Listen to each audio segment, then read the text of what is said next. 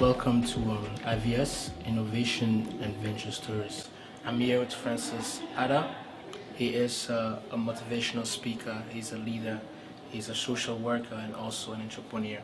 And the purpose of this program is to share some insight and inspiration to students, to young entrepreneurs, to professionals, pretty much to anyone who's interested to advance your life in the future. So Francis, can you please introduce yourself? My name is Francis Atta. I am a social worker, like you stated, child and youth worker, entrepreneur, author, and a whole bunch of things because of being an entrepreneur and stuff like that. So what's your background in terms of education and work? Okay. So my background is I went to school at George Brown College. I took child and youth worker, and right now I'm currently in my last year at Ryerson University and do my BSW, Bachelor's of Social Work right now. So that's the kind of stuff that I do, working in the community and working at different places. So what makes you decide to follow this path, to study this program? Studying this program, I mean, if you asked me this like 10 years ago, I wouldn't even tell you that I would be doing this program. Okay. You know what I mean? Like 10 years ago, I was a whole different person than the man that I am today. This program definitely life challenges and obstacles that led me to where I am, and that's why I really believe in the quote, trust your struggles. You know what I mean? Because some people, they'll go through things in life and they wish that it happened to somebody else or they make it defeat them. But I look at it as, what can I learn from all these mistakes and challenges that I went through? And for me myself, what led me to this path was just volunteering in my community, working with kids, and just working with kids who kind of reflected the person that I was back in high school. These kids that was getting in trouble, skipping school, these kids hanging around with these gangsters and getting themselves in a whole kind of trouble. That's the kind of person I am. So when I saw these kids in my community, they kind of motivated me and inspired me, to go to school, to come back and be able to help the kids in my community. That's what kind of really led me to this path. Wow, thanks for sharing that. For sure. Just in brief words, what are your key characteristics?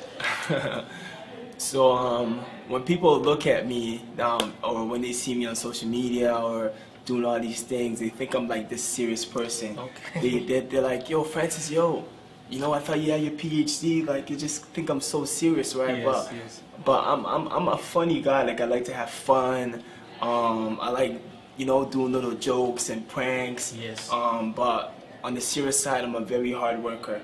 And I think I got that from my dad. African parents are always keen in on, working hard and, just making sacrifices. So I kind of, it's kind of contagious, and I got that from my father, just the hard work quality. So I appreciate that. I'm also a God-fearing man for sure. I respect and I love the Lord. And just those are just some of my, my characteristics and my contributes. Well, hard working and learn from your parents is really essential, especially for an entrepreneur. If you want to succeed, you have to be a hard worker. Definitely. So, what is your current business that you're doing? So right now, my current business that I'm doing is I really believe there's this saying of entrepreneurs, you have to have like multiple incomes if you want to be an entrepreneur, a successful entrepreneur. Yes. And I believe in that saying, like you yourself were telling me about all these different ventures that you're doing, and I said that's a really good thing. Me myself, some of the things that I'm doing, my heart and my soul is motivational speaking and doing workshops, and I'm able to go to different countries, to go to different cities, to go to different neighborhoods and do keynote speaking, whether it's motivating people to live up to their potential, whether it's helping stop bullying in school, whether it's helping people grow the business, whether it's self-care, helping people take care of themselves, whether it's helping people believe in themselves. So these are the kind of workshops that I'm able to do because of my speaking company, K.E.Y.S, which stands for Knowledge and Effort Yield Success. And there's a motivational speaking company that gives me the opportunity to go, gave me an opportunity to go all around the world and just be able to speak to different people, different age groups. Wow. So I'm blessed for that. So that's one of my things that I do.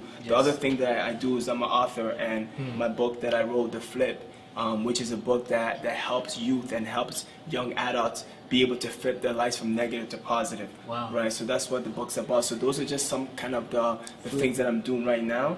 And so I'm learning more, and I'm trying to grow more. I'm trying to get into stocks, and I'm trying to get into all these different avenues and business ventures and stuff. And I'm just all for it, man. You have to. You can't be afraid to try different things. I see that you're very ambitious, and, Sure. and the title of your book is very interesting. Yes. Flip. I like that name, you know? Yeah. Flip from the negative to the Positive. positive. So what motivates you to keep going in life? Well, I mean, I get this question a lot of the times, and you know, just I gotta be real. I gotta be really real, because you know, our parents, like, they came from nothing. Like when I think about back home, how hard it was for my parents to save up money just to come to Canada alone, right? It's just, that's an inspiration in itself. You know what I mean? So what motivates me is my parents, like, you know, immigrants coming from Ghana, coming to Canada, and like they know no English, they know nothing, but they still came to Canada and they still made it happen. So when I look at that, I'm like, if they made that big impossible happen, what's stopping me from making my possible happen? You learn a lot from your parents, especially their struggles, Yeah. coming all the way from Africa, and especially immigrants. Whenever immigrants, I realize that when immigrants come to places like Canada or the US, they tend to work really hard because they want that happiness, you know, and the things that they never had back home, they can get it here. But it takes hard work to get them, right? It takes hard work. Yeah.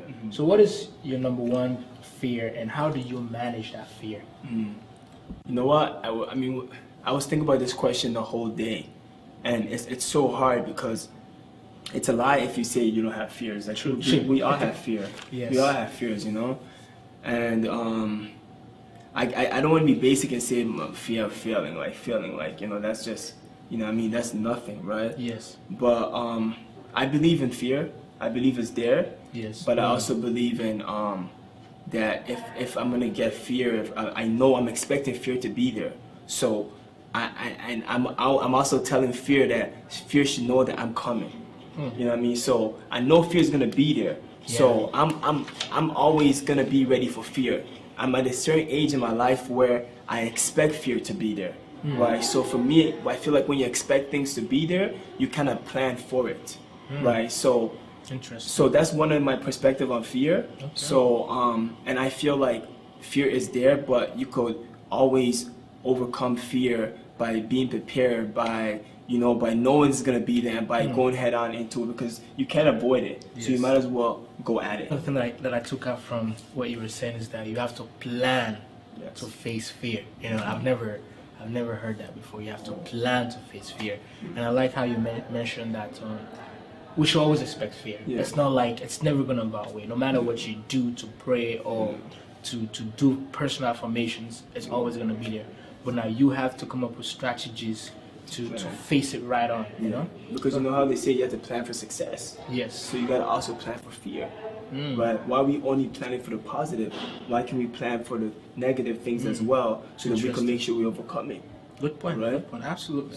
What has been your greatest inspiration? Ooh, I love when I get this question, because I just get, you know, chills. Like, you know, like, honestly, all the awards that I've got Yes. doesn't mean nothing to me. All those awards don't mean nothing. The thing that means the most to me is when I'm walking outside in the mall, when I'm walking into the schools, when I'm walking in different places, and a youth comes to me and be like, yo, you're that speaker. You spoke at my school. Yo, thank you. That was amazing. Thank you. Wow. When they come up to me and say that, that is why I do what I do. You know, if me looking back at where I was like 10 years ago, being homeless, being a high school dropout, not knowing what I was doing in my life, getting myself in trouble and hanging around the wrong people, to me being able to be an inspiration to people, like, I don't take that for granted. I take that as a blessing each and every day, and I'm thankful for that. Wonderful, wonderful. I mean, the impact that you're making. So that's why these kids, when you walk in the mall, as you said, when you go to schools, the kids will come up to you and say, yo, you have done something. You have impacted me through your words, because words are powerful, and that's your strength, and that's your business. You know, talking to people, inspiring them to take actions. Wonderful. And how do you define success? Because I know people think that success is all about money, but how do you define success personally? Success is a lot of things, but it's definitely not money to me. Like, I mean, like some people have a lot of money, but are they successful? They're not successful, right? Success to me is being able to help other people get to where you are. Success to me is, you know, your family, your friends, being able to smile with you around the table, you know, and everybody's happy. You know what I mean? Success is everything is the opposite from money and having a big house and having a big car. Success is having things, is having something that you could share with everybody and helping everybody get on the same level as you. That's what success truly means to me. And so what are the good practices that you always perform on a daily basis that you think will lead to accomplishing your goals? Definitely. So one of the things that I said, I'm going to tie that back to the fear thing, the fear question, is when I wake up in the morning, I'm not being lying, every day I pray. I pray every single day, right? I pray before I eat everything. Everything I pray before I eat. I pray in the morning when I wake up. I give thanks for waking up. I wake up in the morning, I play positive music. You know, I'm walking around my house, playing positive music, dancing to positive music. I don't listen to no what we ratchet music that is like, you know, it's like bad for my soul, that's bad for those kind of stuff. You know what I'm saying? Yes. I listen to positive music. Sometimes I wake up in the morning, I put like a YouTube, something on YouTube, like a positive motivation speaker, just listening to the way that, you know, they're speaking, what they're speaking about, just to gain more knowledge, or I put on like an audiobook or a podcast or something like that. The most important things I also do is I make sure that, you know, like, because when we wake up in the morning, sometimes we have bad thoughts, like, oh, today's gonna be a bad day, I'm in a bad mood, and all this kind of stuff. And when I wake up in the morning, I rebuke those. Like, you know, I wake up in the morning and I say, I'm looking in the mirror, I'm saying, yo, today's gonna be a great day. You know what I mean? I'm alive, I'm blessed, I'm gonna do great things today. You know, even if I'm having a worst day, even if it's raining, I'm gonna go outside, I'm gonna dance in the rain, I'm gonna have fun. I don't care. Like, those are the kind of things that you gotta do. You gotta do the things that, you know, that makes you uncomfortable. Right? If you want to be successful, you can't be doing the same thing you're doing every single day. You're going to get the same results. That's where you're at the same place that you are from last year, right? And you know, one thing I want to share with your audience for sure is that, you know, because one thing that we all make a mistake on, and I just learned this recently, is how important little steps are. People don't really understand how important little steps are, because I'll share something with you, because one of my goals was to go to the gym. Right? And before I used to go to the gym, I used to be big and I used to be buff, right? So I used to go to the gym every single day. And when I used to go to the gym, I used to go to the gym for an hour, right? So an hour is a long time.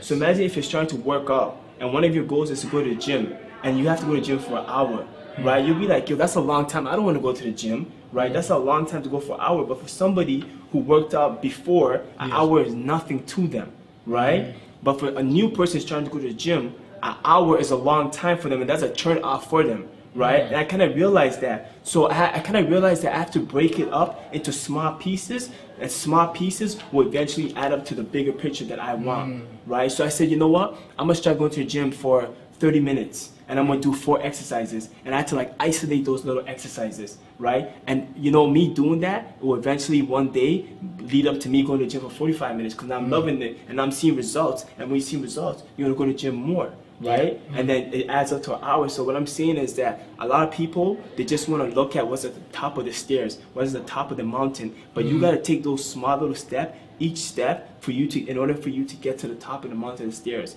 right? So start off small, and you'll eventually get to the bigger picture, right? Thank you for bringing that point out. Problem. I mean, we tend to despise the little things. We tend to despise the little accomplishments, but they lead up to the big ones. You know, sometimes we just wake up one night or one morning and when we expect something very big, but success is all these small achievements. Definitely.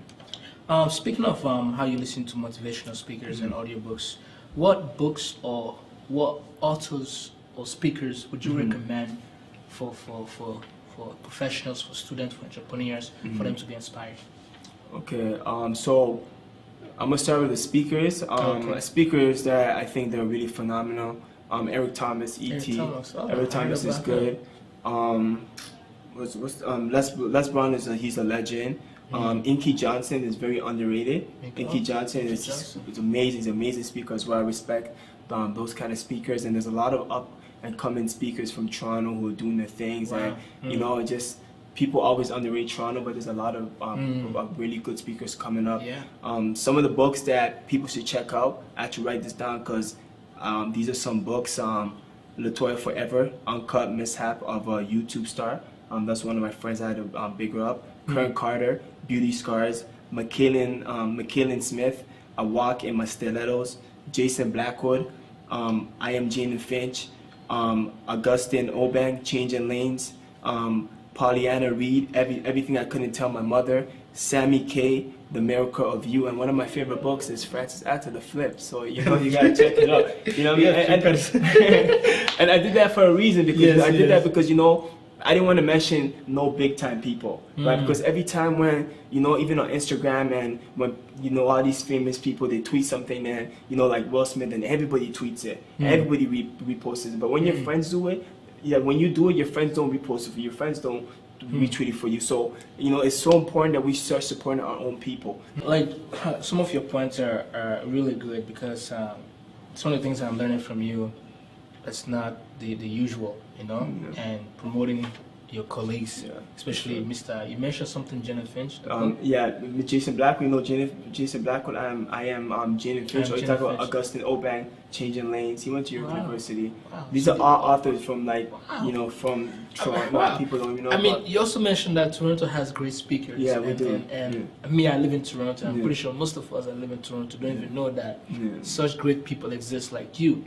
And your colleagues that you work with, you know? Yeah. So you're talking about branding, promoting each other, because that's the only way we can know the greatness that is in our community if we don't expose each other, you know? I mean, that's what the business that we're doing, to raise all the small businesses, all the professionals. Because one thing that a lot of people do in our community is that it's like, you know, the crab in the bucket effect. Like, you know, everybody's like trying to just make it and just, you know, and one of the worst things in the hood, why the hood is sometimes so corrupted, is that the whole thing in the hood is that we want to make it out the hood and leave the hood. But when we make it and we leave the hood, now the hood is so corrupt and then nobody's actually really taking care of the hood and the hood is getting corrupted. But imagine if those people that made it out of the hood really came back and really helped out, right? So I'm all about like, you know, helping other people, like, because that's what it's about, right? You know, the crab in the bucket effect is people just trying to make it and we're all pulling each other down and we're not going to make it like that. You know what I mean? There's room for everybody to eat.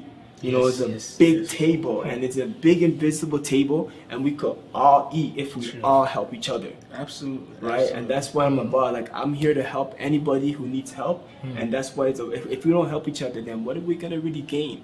Like, we have all this social media that we have. Like, you know, like one person, that one person knows like 500 people and that 500 people know 500 people. And if we all just support each other, then we could all help each other get to where we want to get to. And that's what we're going to do. That's what we have. The great Jesus Christ, the greatest teacher and the greatest mentor or the greatest leader, said that leadership is about service. You know, if you can, it's said if you want to be great, you have to serve, right? And we live in a selfish society where everybody's just thinking that the way to the top is screwing people up. The way to the top is taking advantage at the expense of other people. But the way to the top is serving each other, seeking the interest of other people, advancing your life. Thank you for that. Definitely. Okay, what would you say are the top skill or knowledge set needed to develop as an entrepreneur? I could definitely tell you that one of the number one skill that this generation is lacking and not believing because of how easy it is to see people being successful on social media. We see people being successful so easy now that it's kind of like making us feel like we could do easy things to make it to be successful. But one of the number one skill that I believe in is hard work. Like a lot of people in this generation, they're lacking hard work. They don't believe in hard work. They think it's not possible. They think it's not attainable. Like they don't believe in that. If you see it, that you could achieve a mentality. They don't believe that. You know what I'm saying? Proven fact that if you work hard, that you're gonna get what you want. You know what I mean? Like you might not always get exactly what you want, but you're gonna land somewhere where it's gonna be reasonably good for like what you wanted to do. So the number one thing I believe is definitely hard work. The second thing that I believe, teamwork and collaboration. Having a good people around you, right? You gotta have positive people around. You gotta have people who are smarter than you in the room. You gotta have people that's gonna challenge you in the room. And the people that really want to get to, that really want to get somewhere in life, they know that you're gonna be in a room and you're gonna feel uncomfortable. Because if you don't feel uncomfortable and if you're not learning, if you're not challenging yourself, you're not gonna grow. Like, you know what I mean? Like, if you're in a room, you might as well be in a room with people who are smarter and better than you. How are you gonna learn? Like LeBron James, he was playing basketball in high school with NBA players. Wow, right? interesting. He was with NBA players, and you gotta play with the big boys, the big dogs, the people who are, you know, better than you if you want to get better. So that's the second thing I believe in is, you know, being around positive people who are, you know, like-minded or who's gonna challenge you to grow. And I think the third thing that I'll say to be a good entrepreneur is that you gotta stay true to yourself. Stay true to yourself. Stay true to who you are. And what I mean by that is that don't make nobody, like, you know, for a fact tell you that your product is not good. Like, don't make nobody tell you that, oh, like, you know, your ideas are not good. Because, like, let's look at all these, what they call them, famous failures. All these people that were told that, you know, that their skill was not good, like they couldn't do nothing, like Michael Jordan, like KFC, like the man that started the chicken soup for Soul Book, like these are all people who failed, right? So when people go back and they look at, they look at why they should continue as an entrepreneur, they should think about all those people who failed. People give up too easily. You know, we try something once, something twice, something 3 times, and because, you know, we don't get the results that we want at the time that we want, when we want it, we quit. We quit. So those are my 3 things that, you know, if you want to be a good entrepreneur, there's so much more things, but those are just 3 top things that I feel like really help people to become a really successful and good entrepreneur. Just to summarize, one of them is hard work, which is a good characteristic that any entrepreneur should possess, and also teamwork, as he clearly mentioned, because we have big ideas, we think we can do all by ourselves. No, we need people with other skills, with other background that they can bring to add value to that vision, to that idea. You want to attract good people that are actually better than you, people that are smarter than you, people that are more skillful than you, that we can learn from them. And don't give up. Don't give up.